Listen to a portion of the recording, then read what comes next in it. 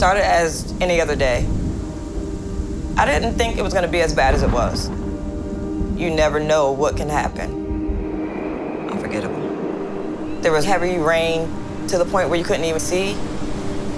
All you could hear stuff around you being smashed and crashed. Huge things that you would think would never move, and they were being thrown around like it was a toy. It was devastating. The power of the water, it'll eat you up in a second. The most frightening moment would be the concern that you have for your children, making sure that they were okay. We didn't know what to do. It was terrifying. We were actually without power for 4 weeks. It was the whole town of Scotch Plains without power. It became too cold where we couldn't even stay in the house. We were freezing cold, and we would sleep in the car. With the heat on, shut it off once the car got warm enough.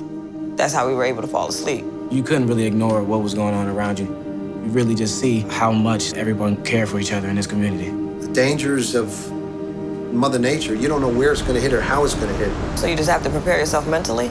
Being that you don't know the outcome, you could be prepared for whatever does happen.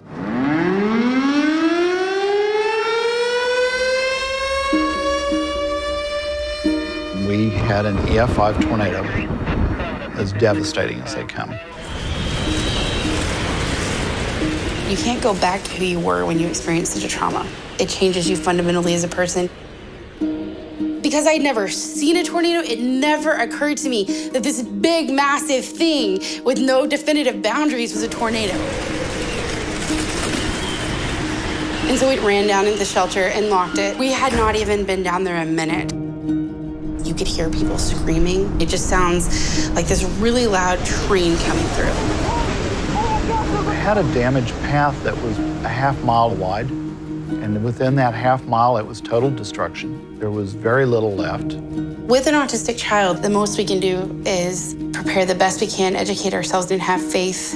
The worst part for us was that my daughter's asthmatic, and in all the panic, she was having a really bad asthma attack. I didn't have any way to get my daughter a breathing treatment. You think, I'll pack a bag and keep it by the door. It never occurs to you you're not gonna have that 5 to 10 minutes to go grab the bag. We were left with 3 cans of green beans, 2 diapers, and a bottle of water about like this.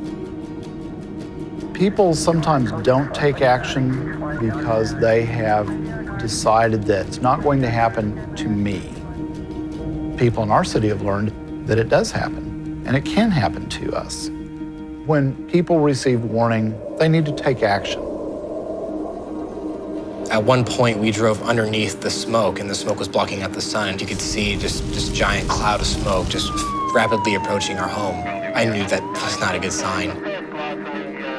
My dad said, the house burned down, everything is lost. I saw this as a definite end to my childhood. For the average person, the sensation that they're going to experience during a fire is often overwhelming. Their eyes begin to burn. Their heart rate increases, the trees around their homes begin to catch fire, parts of their homes begin to melt, they begin to panic. It was monstrous. For my family, it was, how do we rebuild everything that we've lost? How do we find a normalcy again? And how do we make somewhere else our home?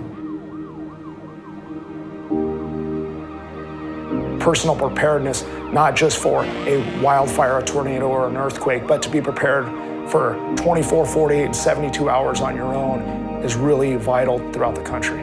Natural disasters occur. That's just the way of life. If you haven't been affected, you will.